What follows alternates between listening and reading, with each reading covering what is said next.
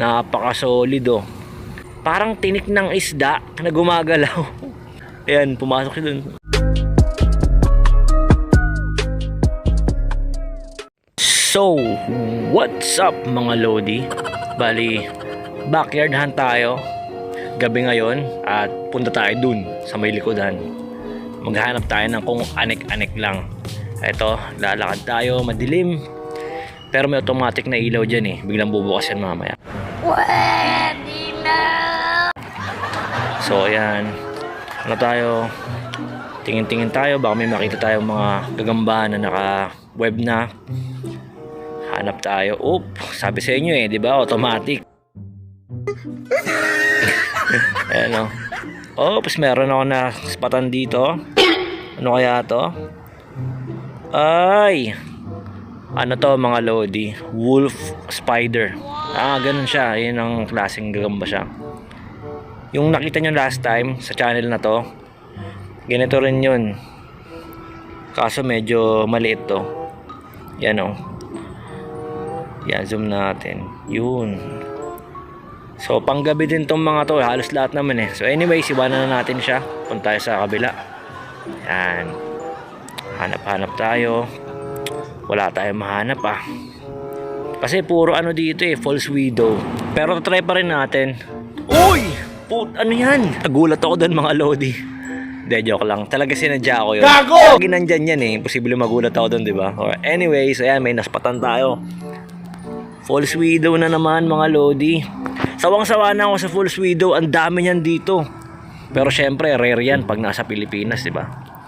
Kasi itong false widow na to, yung legit. Yung may kamandag din, diba? Na hindi naman sobra.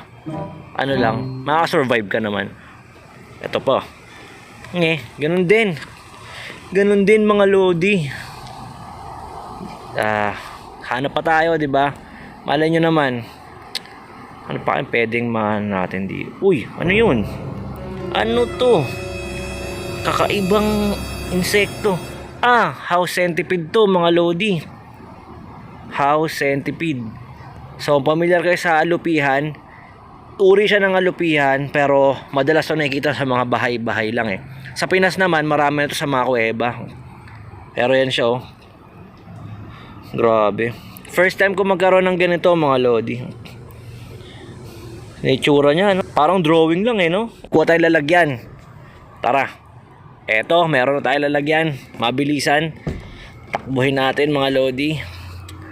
At yan. Diba? Huli na natin. Malit lang siya mga Lodi. Pero alam ko may klase ng ganito na malaki din eh. Parang daliri rin kahaba. Pero yan siya mga Lodi oh. Naitsura niya oh. Parang papel na ginupit-gupit lang yung mga legs niya no. Pero anyways, takpan na natin to mga Lodi para bukas ipapakita ko sa inyo ng mas maganda para sa liwanag, 'di ba? Mas makikita nyo ng maayos. Kasi gagamitan natin to ng ng macro lens mga Lodi para ma-close up yung niya, mga detalye. So yan, takpan na natin. So yan. Kita-kits bukas mga Lodi. At ayun na nga, napakabilis lang ng umaga mga Lodi. Ito show, you know. Gago! Woohoo! Napaka-solid oh. Putik, parang no? Parang tinik ng isda na gumagalaw. Ayan, pumasok siya dun. Yun. Grabe, ang ganda rin no? Hindi ko malaman pero parang ang creepy niya tignan. Ayoko siyang ilagay sa kamay pero gusto ko rin sana eh. What? Kaya lang, ang creepy. Tignan nyo yung mga niya oh. Legs nyo. Grabe. Maganda talaga pag may macro lens eh. Mas nakikita nyo ng malapitan. Yan yung mga nyo. Joints ng kanyang legs. Pero anyways mga Lodi, abang-abang pa sa mga parating na vlog. At parating na kung ano-ano pang makikita natin dito sa US mga Lodi. So yun lang muna. Peace.